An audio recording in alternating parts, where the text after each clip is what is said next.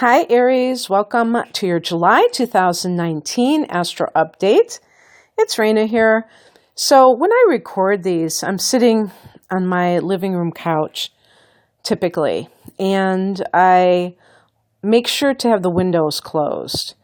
And I just didn't bother to get up right now, and I'm hoping that, see, or hear what I'm talking about? I'm just going to go through this. I'm not going to worry about if there's noise outside because it is such a divine day. It's like 70 degrees Fahrenheit. Just perfect.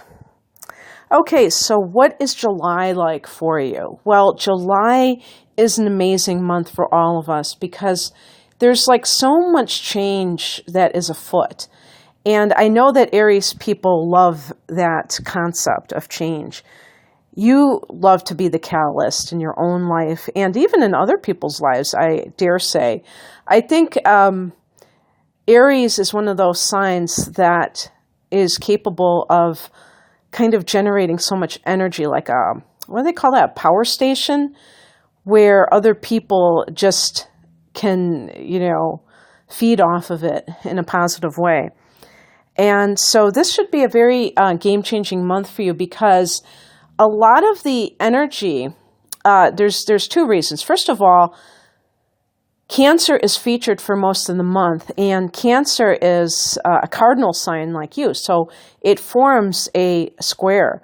And even though squares are considered challenging aspects, they create friction. Well, friction creates heat. And to me, heat generates passion. Sometimes there can be an aggravation because there's a sense of irritation when two planets square off because the person feels like they can't make headway. And with Aries, when you're squaring off to other signs like Cancer in this particular case, there's that sense of like, okay, I really want this to happen, and it's not happening fast enough because you're a very impatient sign. And please, I know that some of you, if you have a lot of Taurus inner planets, you may be much more chill, and you may not be as, antsy for things to happen, and you may have a lot more patience. But in general, this is what I'm talking about, the archetype of Aries, okay? So the point being that when you have irritation like that, it can actually spur you to greatness because you want to make something happen, and when it doesn't, it can almost make you more determined. If something is coming to you very easily, there's no challenge. Especially, I'm talking about specifically to Aries because you love a challenge. So I really feel like this can be enormously helpful to you. And, come to think of it, even the lunar eclipse is in Capricorn, and that's another square to you. And you have a lot of Capricorn energy in the 10th house, some of it hanging out for years, like Pluto and Saturn. Saturn being the shorter transit by far, but still. Okay, and the South Node is there too. So, on the first, Mars, that was what I was going to say. Leo is the other sign. The sun goes there, Mars goes there on the first, and Leo's a fire sign, so it has that friendly trine angle, which is great for manifestation in a very easy way. And I think it's a nice balance where it's like, you have to work hard at something and also allow for things to come in their own time, but by the same token, be able to, enjoy that kind of instant manifestation, if you will. By the way, it just reminded me of Elton John because I went to see Rocket Man last week. I guess it's been almost a week now. And I've just been like totally getting into his music and everything like that, kind of reacquainting myself with some of his earlier music, which I think was just like transcendent. And he was saying something in a recent interview that the movie, and let me just say that Elton is an Aries. And that's why I'm telling you about this, Aries, because I'm not just rambling for no reason. But he was talking about the movie had been on, in production or in the works for 10 years. And he said something that I thought was very interesting. He said that he always believed that the timing, came about when it was supposed to or something like that. And typically an Aries person would not think like that. He has the moon in Taurus, okay, so there you go. And he has some inner planets in Pisces, which is kind of like that passive sign, as water is passive, as is earth. And he also has Sagittarius rising, which is a sign that's associated with spirituality as well. So as you can see, we're like a combination of different influences. And so some of you may not be like totally that impatient, but I do believe that you will feel that sense of wanting to really take action.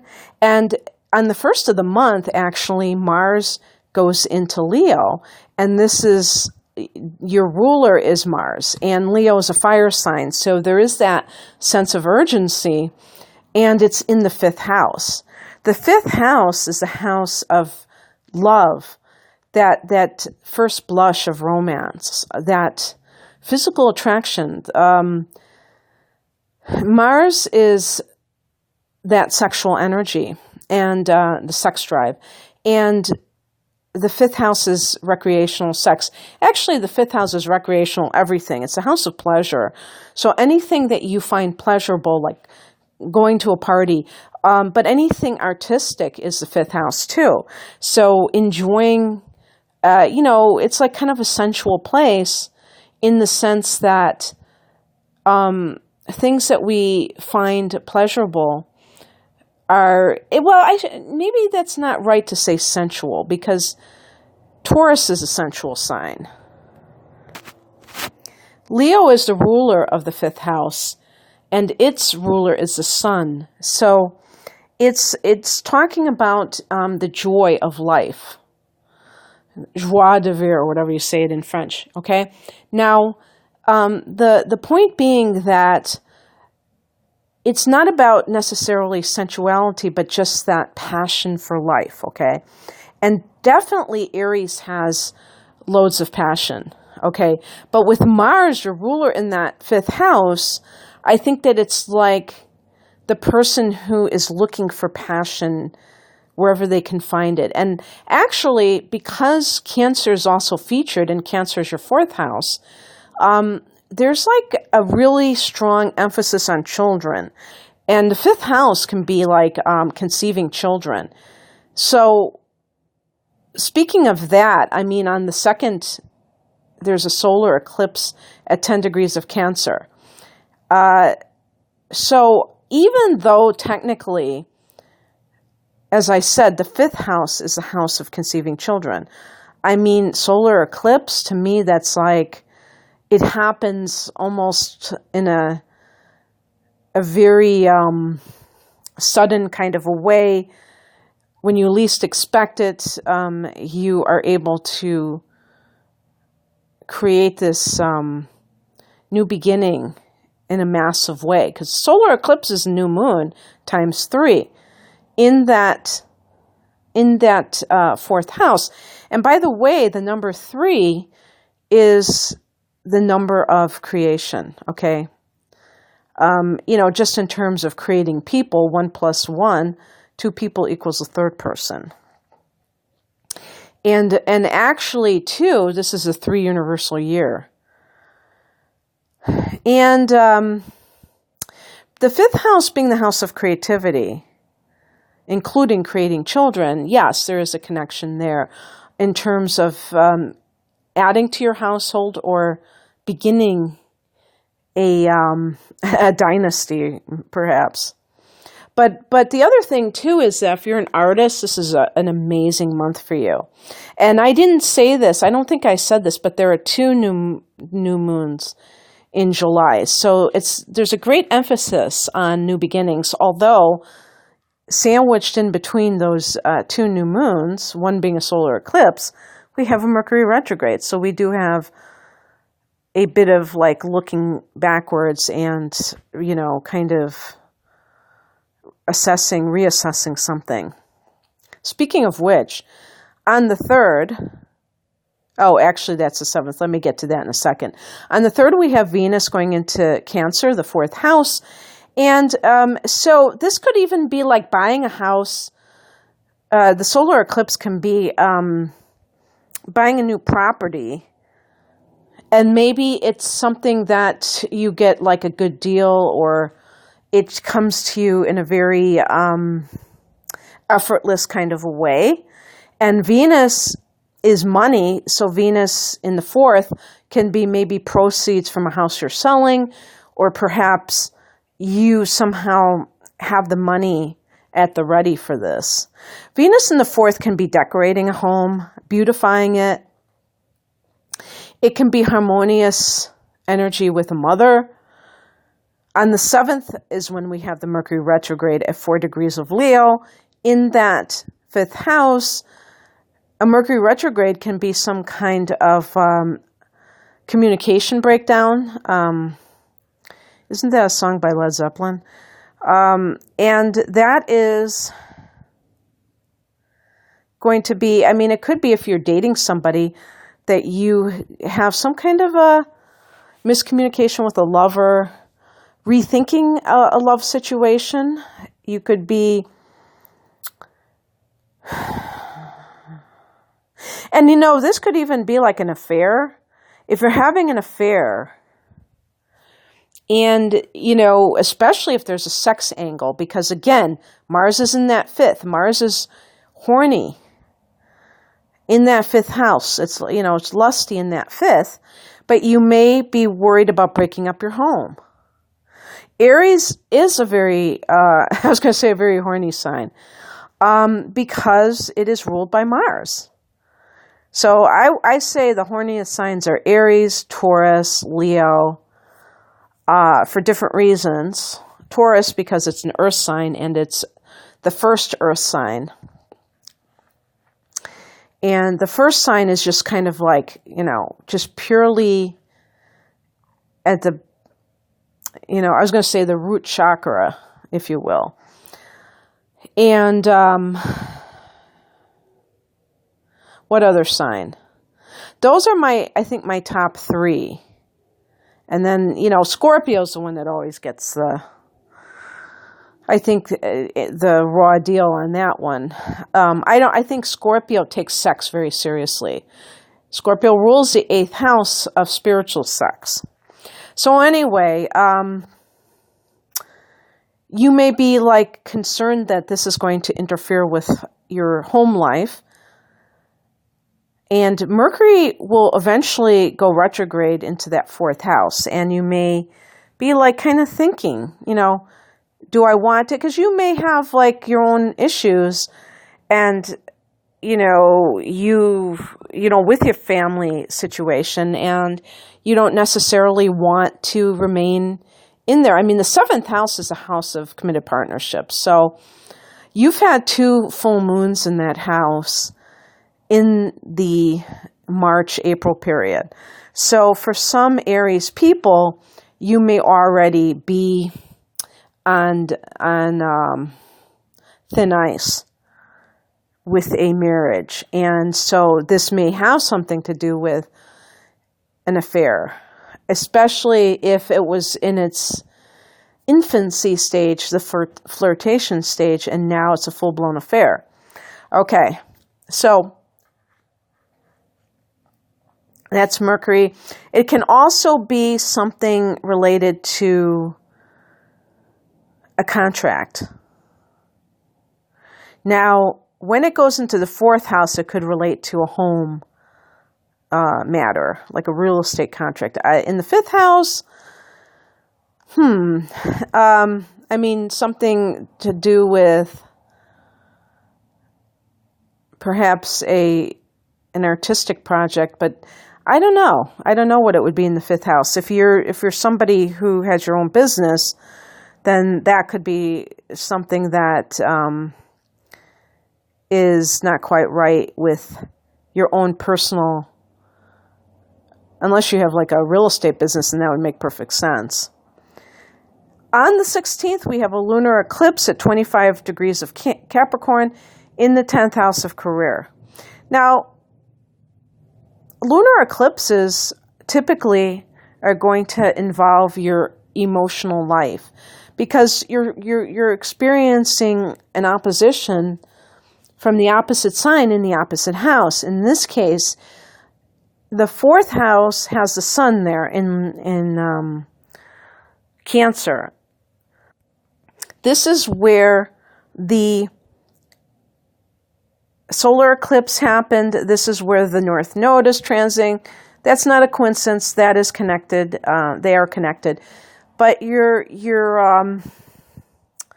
what's happening is that in this part of life, there is something you're having to do connected with domestic affairs. And it could be, I'll give you an example. It could be a woman, a female Aries, who typically, because you are a fire sign female, is going to be quite masculine in your intentions, where you are very aggressive in the outer world, the yang energy, the masculine energy. And because you have Capricorn in that 10th house, you are very ambitious in that outer sense. And so career is a big deal, typically for Aries people, unless you have, other influences that suggest otherwise. But at this juncture of your life, maybe you devoted your 20s and early 30s to career, and now you're staring at 40 or 35, and you're like, the biological clock is ticking. I want to experience motherhood. And so you're like torn. Oppositions are a sense of being torn between two things. It's a polarization. But because the North Node is transiting this fourth house, it's time. It's time to do the whole mother thing. And you could be a male Aries who is thinking about being a father. The fourth house, even though it's connected to the mother, it's really connected to nurturing. So that might be like a real dilemma for you in July, this issue of like wanting to have children, but still being afraid of letting go of the career. The lunar eclipse in the 10th can make that happen for you. The universe can take over. I mean, I'm not saying you're going to lose your job or anything like that. However, there could be something where you are in a certain career, especially if it's kind of on its way out. Let's say you work for a bank and it's merging with another bank, and you just have to, and you were eliminated because of that, not because of anything that you did wrong, or just, whatever the case may be. And it could even be that you just there's something within you that is drawn to kind of let that go. And you're going to be assisted by the universe in that. Okay, so it doesn't really matter how it comes about, but it could, definitely.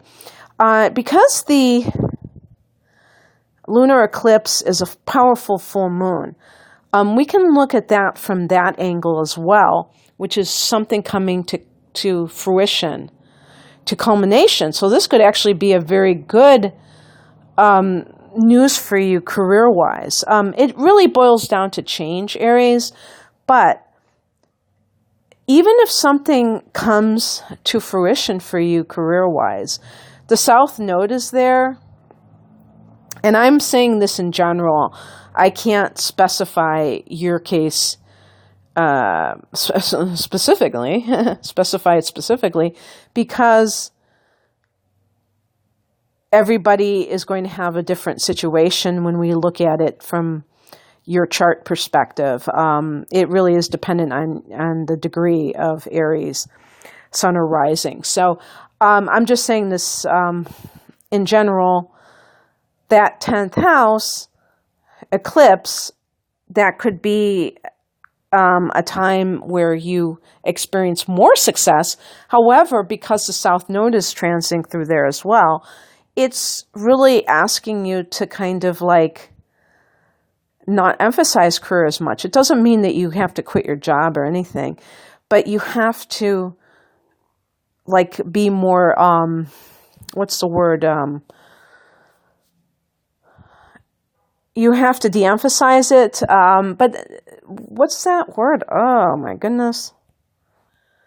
I guess I would just say it really is about de-emphasizing it, but also about being more balanced. Yeah, maybe that's what I meant, because you may be a workaholic and you may be very ambitious, and the domestic side of life is tricky because it tends to keep us away from the world. You know, when you are raising children by yourself, I mean, I'm not saying without a partner, but when you're at home and you might be alone, you can feel isolated sometimes. You can feel like there's no acknowledgement of your talents. And yet, it's really kind of like I was going to say a test of our humility to be able to exist and to give to another person, and basically to be in service of another without getting this applause from everybody. And for some people, it's torturous. You know, they really have a hard time in that environment. And to be fair, some people are not acclimated or not meant for it. But for some of you, this may be what is swirling around in your mind, or maybe you're afraid of losing your freedom, and that is causing you a lot of a sense of trepidation. And certainly that I don't want to encourage anybody to have children that they are, you know, seriously leery of, doing that because of an astrological transit. No, I would never say that. But if that is something that has been kind of like, kind of bouncing around your mind, I'm glad to kind of mirror it and get you to think more about it. I think thinking more about things is the answer. So that's very interesting that could be what is going on for you. And then on the 22nd, the sun goes into Leo, and we have the sun in its own house, the 5th house. And that's very fortunate because you may just be ready to have fun. I think Aries is pretty much always ready to have fun. You're a big kid at heart. But when you have the sun in the 4th house, you may be feeling so nostalgic. You may be crying at every little thing. I was wondering, I've been kind of like feeling very maudlin myself lately. And I've been wondering what's going on with me. So maybe that's how you're going to feel, nostalgic until you get to that 22nd when the sun goes into Leo, and then it's like party animal time. And just being a creative person. The sun gives us life. In the 5th house, it's like you're all about that, And on the 27th, Venus goes into Leo. Venus joins the sun. And it's great for romance. It's great and of course Mars is there too. So much emphasis on that 5th house. I really think with Mars in the 5th, if you are an artist, you're just like really, it's really flowing. The juices are flowing big time. but it can be a romantic situation. And you have the divine lovers in a house that is associated with love. And there's nothing Aries loves more probably than a new romance. So this can really be right up your alley. Venus can bring money, so it could bring some kind of, ability to sell your art. If you have launched a business, maybe you're starting to see you turn a profit. Who knows? Or get your first sales. Granted, this is during the Mercury retrograde, just to remind you. But on the 31st, Mercury goes direct at 23 degrees of Cancer in that 4th house. So something gets sorted out, maybe with real estate matters. On the same day, there's a new moon at 8 degrees of Leo. Again, 5th house stuff. That second new moon in the house of love. So you may be feeling like that euphoria that comes when you're in love, Aries, if you're looking for love, I should state, and you got your ruler in there. So this is such a great house, I mean, in terms of just feeling like $1,000,000. So I hope that you have a wonderful July in every possible way. And if you'd like a personal reading until July 1st, I've actually timed this to be the the precipice of that solar eclipse in Cancer. From the date I'm recording this, which is the summer solstice, 21st of June, until July 1st, a 10-day window of 17% off all my readings. The link is below to my website. The code is freedom, all caps, 17. And like I said, I hope you have a great month. Take care. Bye.